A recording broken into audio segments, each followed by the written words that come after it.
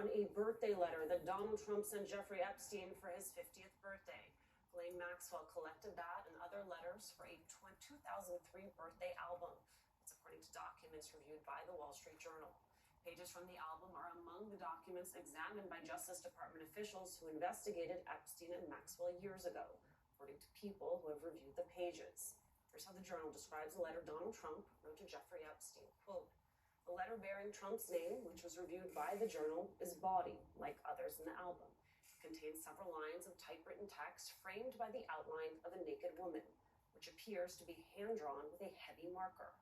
A pair of small arcs denotes the woman's breasts, and the future president's signature is a squiggly Donald below her waist, mimicking pubic hair. The letter concludes, 'Happy birthday, and may every day be another wonderful secret.'" In an interview with the Journal, Trump denied writing the letter or drawing that picture. He told the Journal he was preparing to file a lawsuit if it published an article. Back with us, Yvonne Hilliard and Angelo Corazon.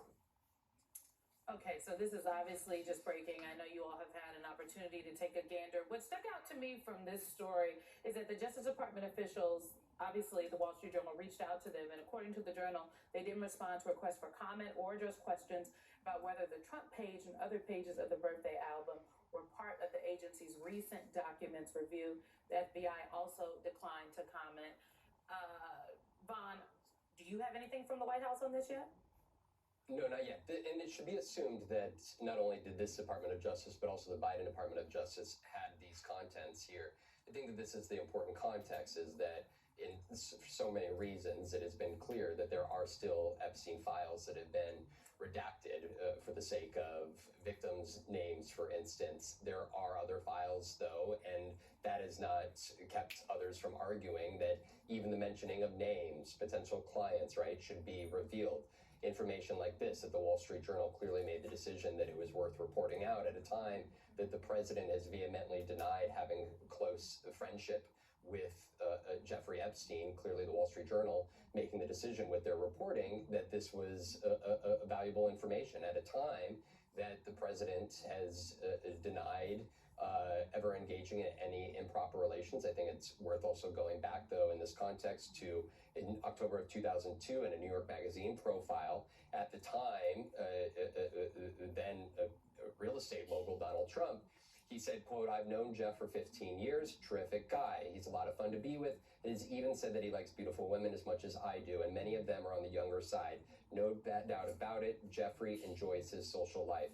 Clearly, these two men, including in video that NBC News shot more than 25 years ago, you see them dancing as they're appearing to point at women who are in the same room as them. We know that these two men had a relationship, and that clearly that there were conversations that were in nature of women. In this particular instance with the Wall Street Journal, I think it's important to note that the president has denied that he was the one that authored this particular letter or drew this caricature of a female body. At the same time, it lends the question of what other details does the Department of Justice have about the relationship of Jeffrey Epstein and Donald Trump. Even if it was not criminal in nature, is there more to this relationship than the public at this present point in time knows? And the president for himself has not explicitly answered the question of whether there is more that the Department of Justice has that he may be aware of that has not been revealed to the public, and whether he would go and take that initiative step to have his Attorney General release additional information like this that the Wall Street Journal says that they have seen themselves. Of course, the president suggesting in the phone conversation with the Wall Street Journal that he intended to sue them if they published, in the Wall Street Journal here on this Thursday night, deciding to publish despite the threat from the president to sue them.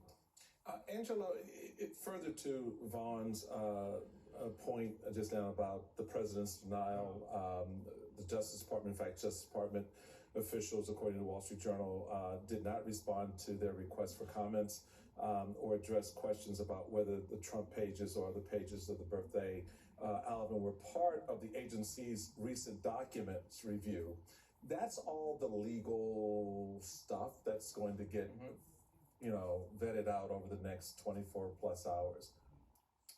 This story breaking, and to Vaughn's point, it's captured in images that we've seen of this president with partying with Epstein.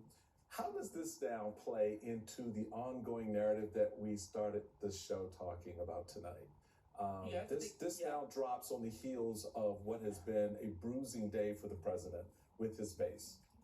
I mean, part of this, at the center of all of this, these conspiracies, this story, the thing that keeps it churning is that you have a bunch of people that sort of gamify it. They like to find threads and then pull them as much as you can. So when you put anything into there, they pull that thread.